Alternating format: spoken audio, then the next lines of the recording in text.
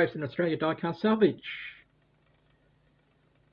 Today I hope to be playing with Corgi Toys number 230, which is the Mercedes Benz 220 SE Coupe.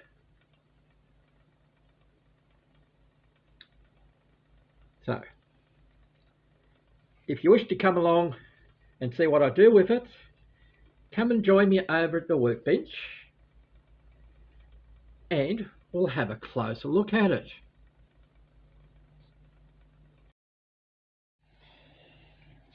I'm so glad you're able to join me here at my workbench at Gravesend. Firstly, before we do anything else, I'd like to thank my subscribers, new subscribers, and the ones that have been with me for quite a while. Without you watching, we wouldn't have a channel at all. So if you feel inclined to share the video, like the video, by all means, leave a comment down below. I like reading them. I do try and respond to them as well. It may not be straight away. It may be 1 or 2 days later for me to respond, depending on how busy I am at work. But in case, let's get back onto the project at hand. This one here is in relative, or it is actually in quite good condition. It still has the star up the top. It has a few paint chips. The rear boot opens. It is missing the spare tyre. And speaking of tyres, it has a couple of flat spots. So that's the only thing we're going to be doing with this one, is just to make new booties for it. But the rest I shall leave alone. And that'll be a common theme through this year. If I've got more than one of the same casting, the one that is in the most original condition, in that it might have a few paint chips on it, but the rest of it's okay, I'll leave that alone. The other one, like this one, which has a lot of playwear on it in paint chips. It is missing all its boots, and it is also missing the star. This one I have no hesitation in pulling apart and doing something with it. So, in saying that we're going to pull it apart, give me a moment, I'll get myself ready and be ready to have your earplugs on. So hopefully you're going to have your ear muffs on. And of course we're about to make some noise. We're using the burr tool on a rotary tool. Some people have a Dremel. And we're going to take this mushroom head off. And this one here as well. So here we go, ready.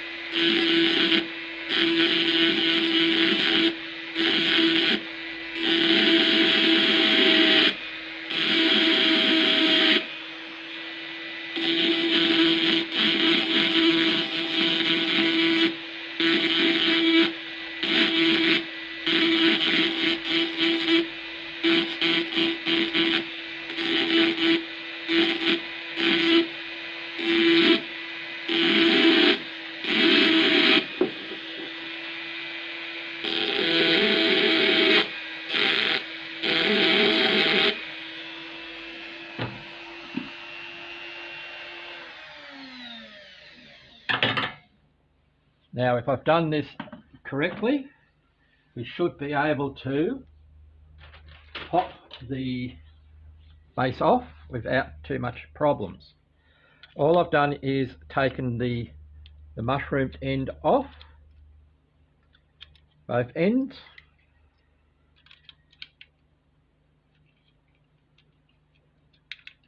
and like with drills, it's you're not going through your fingers. Let me just have a look.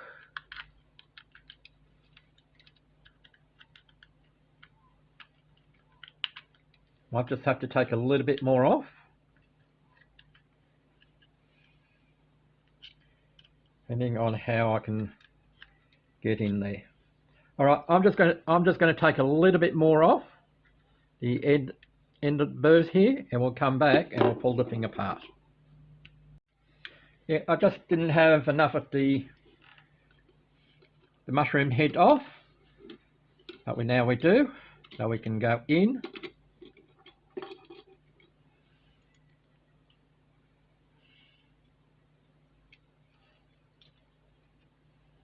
Okay, just be wary of that, which is for the boot, I think.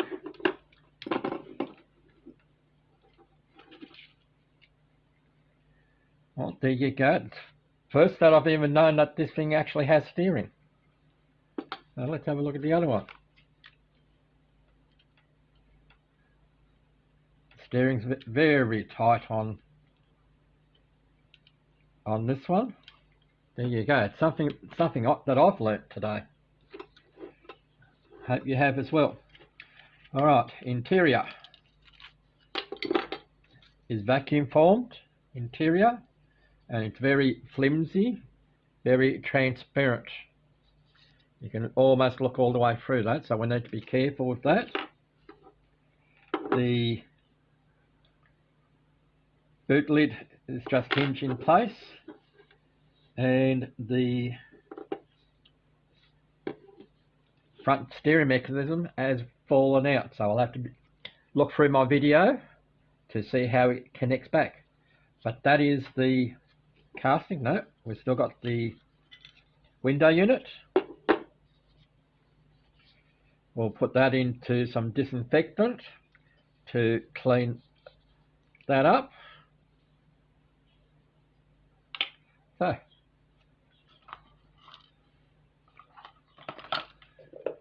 let's get to the next sequence. What you didn't see while I was pulling this apart, because it had fallen out, is this steering mechanism. Now it's quite ingenious, really, when you look at it.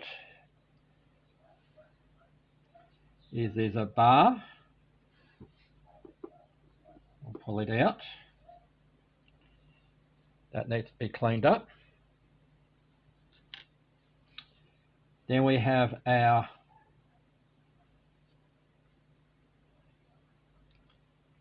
stub axle. I'm not going to remove the hubs from that axle. That can stay in place. The thing to note is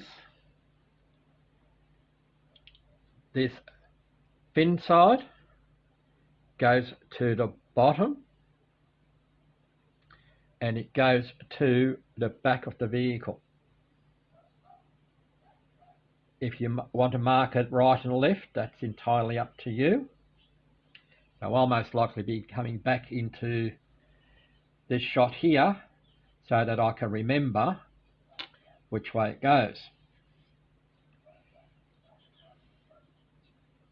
Again, if you have a look at the casting, the fin part of that end of the casting is closest to the roof, and it points to the back of the vehicle. Now I stress this next piece, it has two springs for suspension. Don't lose them, or try not to lose them. See? There's one, there's the other. So now the vehicle is apart, we should be just about ready to go for the next part. This part here that I've just pulled off is the part that actually holds the boot lid in place. And that has come out because we've taken the post out. So that's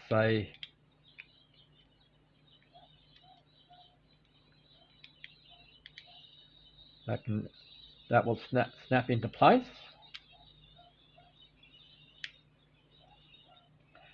And this is the spring that holds the boot in place so that you can open and close it. So I won't fumble around here much longer. We'll move on to the next segment. See you there. After having a closer look at the base and this part here that holds the boot lid in place, let me just put it back in again. I know I'm fiddling faddly today. So that's it now back in place where it should be. And I'll go now back to the other vehicle that we're not taking apart. So to pull this apart, you only need to take the post near the front of the vehicle off. You only need to take this post off if you want to remove the back axles. Otherwise, this part here goes underneath that rear bumper. So this is what happens when you don't look at things before you take them apart. You can see this tab here that holds the base plate in place and at front post. So just a little tip for you. So am I ready for the next segment? Well, I think so. We'll see if IT10T comes back. See you over there.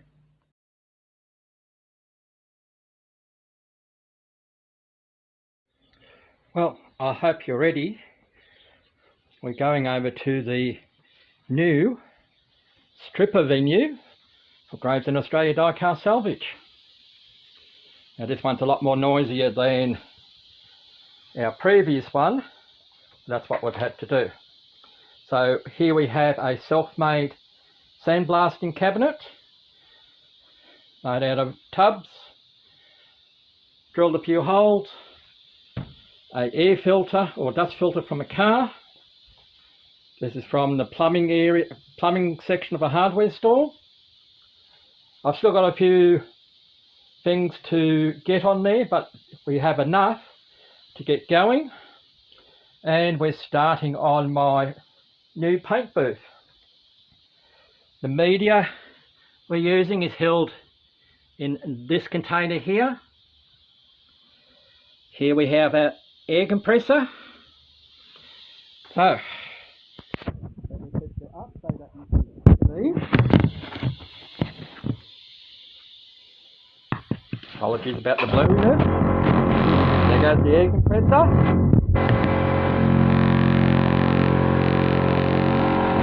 So Let's go.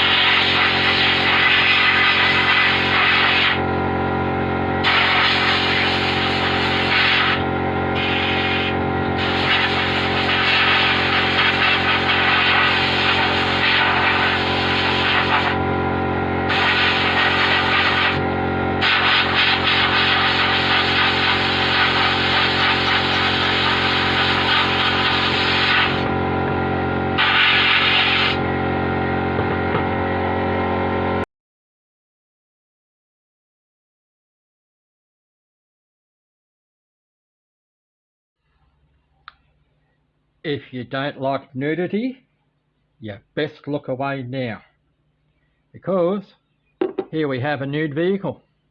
Well, almost nude. I'm still getting used to the hang of the sandblasting unit. But yeah, it will improve.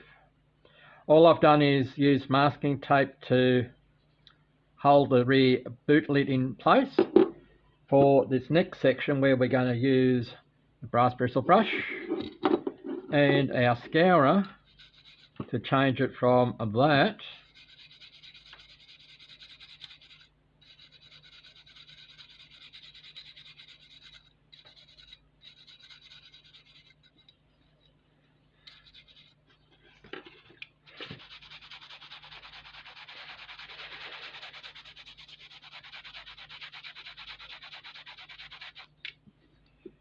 to that.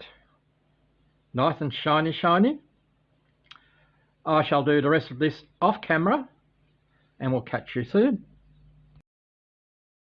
Alright, it's tyre making time. We're using a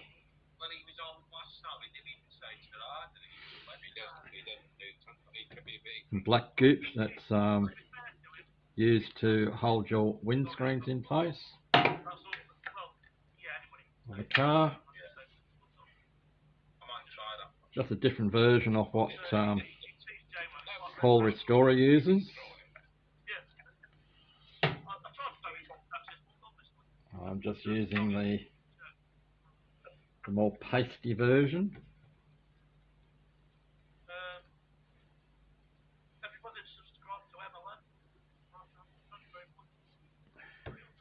It is messy. By all means, you're better off wearing gloves.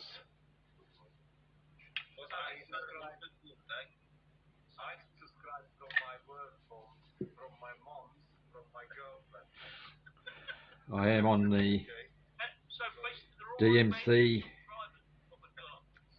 Tavern Chat. And speaking of that, we are going on YouTube live soon, so you come and meet Martin there from Martin Dare's Dinky Restorations. We've got PJ from Midlife Models, Laz from Laszlo Collectibles, Luke from Diecast Outlaw. I will be making an appearance in a few weeks' time.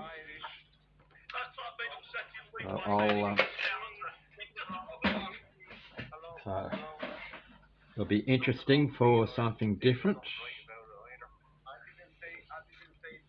Now that we've got our sort of baking parts done, now we need to close it up.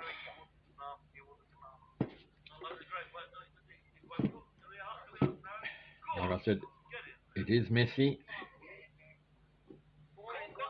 and the way to clean that off is with some thinners and a paper towel. I'll just get my paper towel here, and we'll catch you shortly.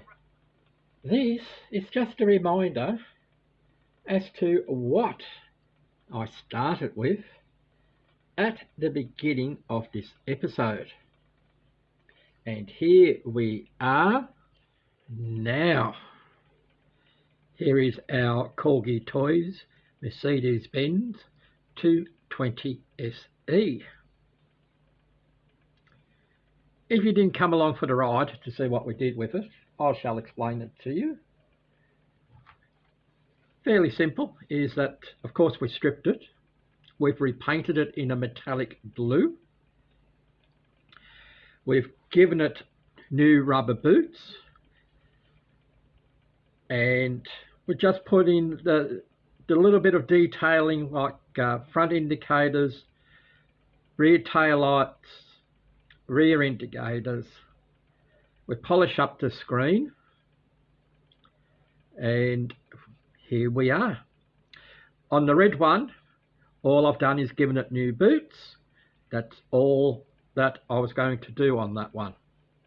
Just touched up the tail lights and the rear indicators, and I'm leaving it as it is. So I hope you enjoyed this video. I enjoyed making it, and we'll catch you next time at Gravesend Australia Diecast Salvage.